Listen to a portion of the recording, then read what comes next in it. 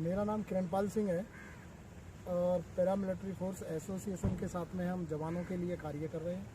जवानों के लिए नहीं, जितने भी हमारे सुरक्षा बल है और देश की सुरक्षा व्यवस्था है, हम उस पर आए दिन अपनी बातें रखते हैं और हम देश की सुरक्षा व्यवस्था के लिए काम करते हैं कि देश में कोई भी कहीं ऐसा काम ना हो कि जिससे सेना या हमारे सुरक्षा बलों का नाम खराब हो। मेरा नाम किरणपाल सिंह है और आज मैं दूसरी बार मीडिया से रूबरू होने का एक मेरा जो ये मतलब है, मैं आपको बता देना चाहता हूं कि कुछ दिन पहले सोशल मीडिया पर एक हमारे असम राइफल से एक कमांडेंट है, second in command Shri Omdutt Sharma ji, जिन्होंने एक वीडियो जिनके द्वारा वायरल किया गया था, उनके परिवार से भी उनकी पत्नी ने एक वीडियो वायरल किया था और उस वायरल में 100 करोड़ से ज़्यादा का भ्रष्टाचार होने की बात जो है वो कही गई थी। जिसके बाद में हमने माननीय देश के गृह मंत्री जी और जिस लोकसभा क्षेत्र से वो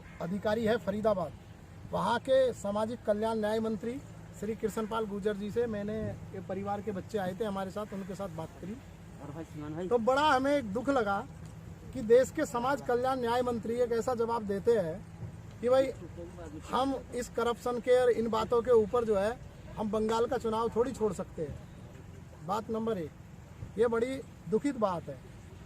और मैं ये कहना चाहता हूँ आपसे कि असम राइफल्स के बहुत सारे मुद्दे आसाम से संबंधित है, नॉर्थ ईस्ट से संबंधित ये मुद्दे हैं और इन मुद्दों को ज़्यादातर दिल्ली में आके नॉर्थ ब्लॉक और साउथ ब्लॉक के अंदर में आके गुम कर दिया जाता है। ये देश के लिए एक विषम परिस्थिति और बहुत ही दुर्भाग्यपूर्ण है कि देश का सबसे पुराना अर्धसैनिक बल, जिसे असम राइफल्स हम कहते हैं, उसमें 100 करोड़ का करप्शन हो जाए और सरकार के मंत्री ये कहे कि भाई हमें तो बंगाल का चुनाव जीतना है।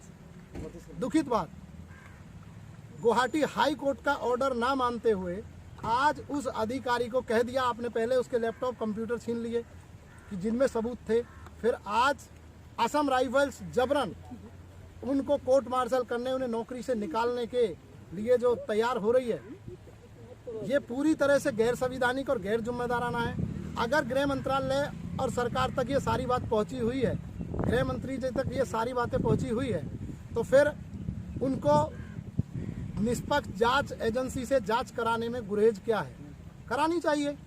अब भ्रष्टाचार हुआ या नहीं हुआ इसकी निष्पक्षता मैं नहीं दे सकता, लेकिन अधिकारी ने बोला है और जवानों के कपड़े जहां बेच के खाए जाए तन के, उन लोगों को, नॉर्थ ब्लॉक और साउथ ब्लॉक में बैठने वाले लोगों को और इस देश की गैर जिम्मेदाराना सरकार को शर्म आनी चाहिए। ये शर्म आने का सवाल है कि आज 1 महीना से मैंने स्वयं गृह मंत्री जी को लिखा है कि सर, देश की सेना के जवानों का या अधिकारियों का वीडियो सोशल मीडिया पर अगर आता है तो ये दूसरे देश के अंदर एक अच्छा नतीजा नहीं है, एक अच्छा संदेश नहीं जाता है। हमारे जवानों का मनोबल टूटता है, आप इसको संभालिए। लेकिन इस सरकार को बंगाल और आसाम के चुनाव दिखाई दे रहे हैं और भ्रष्टाचार से आप भाग क्यों रहे हैं? अगर भ्रष्टाचार नहीं हुआ है तो कोर्ट मार्शल करने से पहले जांच एजेंसी कराइए ना। जांच एजेंसियों से क्यों नहीं करा रहे आप? कोर्ट ने दिसंबर में ऑर्डर दिया असम राइफल्स को कि 3 हफ्ते में जवाब सबमिट करिए। आज 3 महीने के अंदर असम राइफल्स ने अपना जवाब सबमिट नहीं किया और असम राइफल्स के महानिदेशक एक तानाशाही तरीके से, किसका घमंड है उनको, वो तानाशाही तरीके से एक आवाज़ का दमन करना चाहते हैं और हम संगठन की तरफ से कहना चाहते हैं कि हम इस आवाज़ को दमन नहीं होने देंगे और ये अगर हमारी बात नहीं मानी गई तो इसमें व्यापक अर्धसैनिक बल संगठनों की तरफ से और सेना के संगठनों की तरफ से आने वाले समय में आंदोलन हो जाएगा। सरकार को ये चेतावनी नहीं है, आगाह कर दे रहे हैं। बाकी आपको उनके परिवार वाले बताएंगे। इसके साथ में उनका बेटा मेरे साथ है और आप उनसे सारी बातें जान सकते हैं कि परिवार किस मुसीबत में है। थोड़ा सा परिचय देते हो अपना। मेरा नाम संदीप कुमार है। मेरे पिता 2IC ओमदत्त शर्मा वर्तमान में असम राइफल में सेवारत हैं। मोटा मुद्दा सर ने आपको बताया है, थोड़ी सी डिटेल में हल्का सा मैं आपको बता दूं कि जो 100 करोड़ रुपए का भ्रष्टाचार मेरे फादर ने बताया है वो प्रोक्योरमेंट के अंदर हो रहा है, DGR के अंदर, असम राइफल्स के अंदर। उसी के साथ असम राइफल के जवानों को, पर्टिकुलरली 11 असम राइफल के जवानों को हाई रेट पे सामान बेचा जा रहा है जो कि चीप क्वालिटी का है, जैसे कि ट्रैक सूट, बहुत ही चीप क्वालिटी का सामान ट्रैक सूट हाई रेट में ज़बरदस्ती जवानों को बेचा गया। उसके ऊपर 2016 में इंक्वायरी बैठी। इंक्वायरी के अंदर जवानों ने गवाही दी कि हमारे साथ ज़बरदस्ती बेचा गया, जो कि बहुत ही के द देन CEO उन्होंने ये अग्री करा कि वो उस ट्रैक सूट की जो इन्फ्लेटेड कॉस्ट थी उसमें से आधी जो कॉस्ट है वो वापस करेंगे जवानों को। आज तक ना तो वो आधी कॉस्ट जवानों को मिली और जो उस समय के CEO थे उनको पोस्टिंग आउट कर दिया गया क्योंकि वो एक इंडियन आर्मी के अफसर हैं जो कि डेपुटेशन का असम राइफल में आए हैं। मेरे फादर ने जब ये आवाज़ें उठाई प्रॉपर थ्रू चैनल गृह मंत्रालय को बताया, जो 100 करोड़ रुपए का करप्शन है उसके जो सबूत हैं गृह मंत्रालय को दिए। उसके बाद मेरी फादर की आवाज़ को दबाने के लिए उनसे जबरन उनको हाउस अरेस्ट कर लिया गया, उनका लैपटॉप उनका मोबाइल उनसे छीन लिया गया। मेरे फादर हाई कोर्ट गए, उसके बाद हाई कोर्ट ने उनको ऑर्डर दिया कि मेरे फादर को प्रॉपर डिफेंस करने का मौका दिया जाए, उनका लैपटॉप उनसे वापस दिया जाए, मगर आज तक उन लोगों ने ऐसा कुछ नहीं करा। टोटल गुवाहाटी हाई कोर्ट का कंटेम्प्ट किया असम राइफल ने, उनको गुवाहाटी हाई कोर्ट का भी किसी तरीके का डर नहीं है। उसके बाद मेरे फादर की बीच में हालत ख़राब हो गई क्योंकि उनको फिजिकली हैरेस किया गया, जगह जगह उनको भगाया गया जिससे कि वो परेशान हो जाए और आवाज़ ना उठाए। उसी समय मेरे फादर की स्पाइनल कॉर्ड में लोअर बैक में काफ़ी दिक्कत बन गई। मेरे फादर बेड रिडन हो गए, उनको कन्फाइन कर दिया गया यूनिट के अंदर। मेरे फादर को 3 बार रेफ़र किया गया कि उनको प्रॉपर इलाज मिले, वो नहीं दिया गया। परेशान हो गए एज अ फैमिली मेरी मदर ने एक वीडियो ऑनलाइन डाला यूट्यूब पे, मदद की गुहार लगाई सरकार से। शायद उसके दबाव में चौथी बार रेफ़र करने के बाद उसके बाद भी जब उनको चौथी बार रेफ़र किया गया और मेरी मदर की वीडियो आई तब उनको इलाज के लिए खानापूर्ति के इलाज के लिए मेडिकल हॉस्पिटल लेकर गए। जब मेरे फादर का इलाज चल रहा था बीच में उनको वहाँ से डिस्चार्ज किया गया फोर्सिबली और उनको court GARC general Assam rifles court martial के लिए लेकर गए।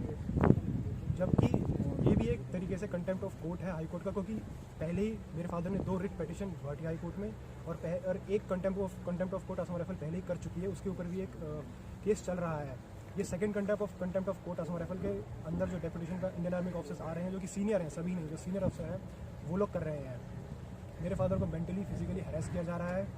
मेरी प्रधानमंत्री से ये गुहार है और सरकार से गुहार है कि जो वादा आपने किया था इलेक्शन से पहले और इलेक्शन के बाद भी भ्रष्टाचार मुक्त भारत देश को बनाने का, कृपया करके उसमें मेरे फादर की मदद करें। मेरे फादर ने असम राइफल में हो रहे भारी भ्रष्टाचार के ऊपर सवाल उठाए हैं, सबूत दिए हैं, उस पर हमारी मदद करें आप और मेरे फादर को एक थर्ड पार्टी से इंक्वायरी करवाएं, अप्रोप्रिएट इंक्वायरी बैठाएं, किसी या तो जुडिशियल इंक्वायरी हो या फिर किसी थर्ड एजेंसी से इंक्वायरी करवाएं।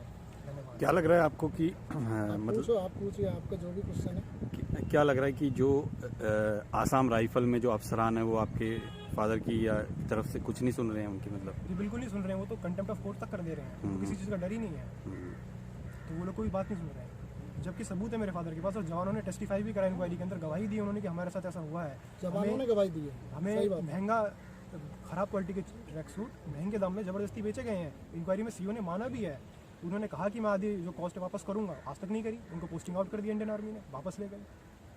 किस तरीके की पीड़ाएं और भी झेलनी पड़ रही हैं आप लोगों को जैसे इसके अलावा? सर एक तो मैं और पॉइंट आउट करना चाहूँगा एक मुद्दा कि असम राइफल के अंदर गवर्नमेंट फंड का बहुत ही भारी मिसअप्रोप्रिएशन भी किया जाता है, उस चीज़ से भी उनको किसी चीज़ का डर नहीं लगता है। बाकी जो डिटेल है डॉक्यूमेंट्री प्रूफ है वो मेरे फादर के पास है, उनका लैपटॉप उन लोगों ने छीन लिया है, मेरे फादर के पास नहीं है, तो वो इस तरीके से उनको परेशान किया जा रहा है। परिवार एज अ फैमिली सर हमारे ऊपर यही है कि हमारे फादर से हमारी ढंग से बात भी नहीं हो पाती है, उनकी तबीयत ख़राब है। और मैं आपको एक फ़ोटो ज़रूर दिखाना चाहूँगा उन लोगों ने क्या किया है मेरे फादर को। मेडिकली मेरे फादर इस हालत में है, उनको इस हालत से फोर्सिबली कोर्ट मार्शल के लिए लेकर जा रहे हैं।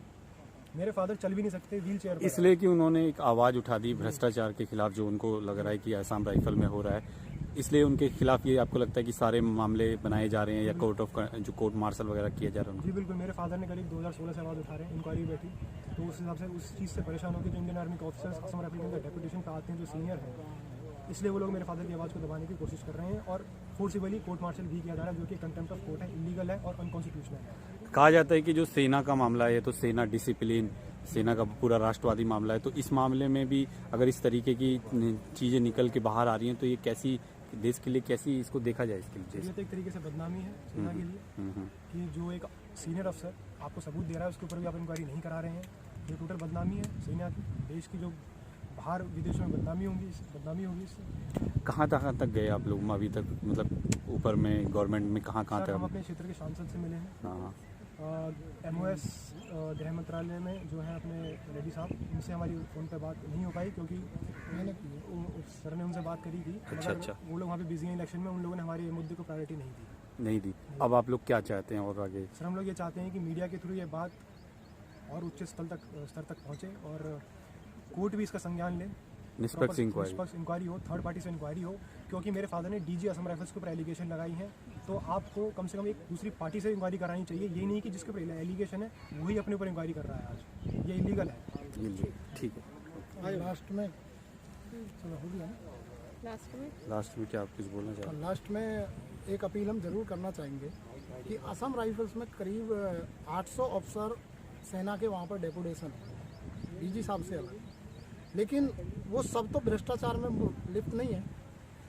चंद कुछ लोगों की वजह से, उनसे मेरी ये अपील है और गृह मंत्रालय से कि चंद कुछ लोगों की तरफ से अगर ऐसा कुछ किया गया है तो उस बात का सेना के ऊपर जो असर जा रहा है, तो जो वहाँ पे अधिकारी सेना में के डेपुटेशन पे है, उनका ये दायित्व और फर्ज है कि वो सच्चाई को बाहर लाने में पूरी तरह से सिस्टम का साथ दे, वो किसी बात से ना डरे।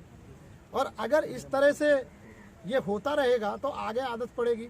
दूसरी बात, मैं अंत में आपसे यह अपील करना चाहूँगा मीडिया के माध्यम से कि असम राइफल्स में पूरी तरह से 1972 में एक प्रावधान है कि असम राइफल्स में अपना कैडर अधिकारी रहना चाहिए और अपने कैडर के अधिकारी की कमान रहनी चाहिए।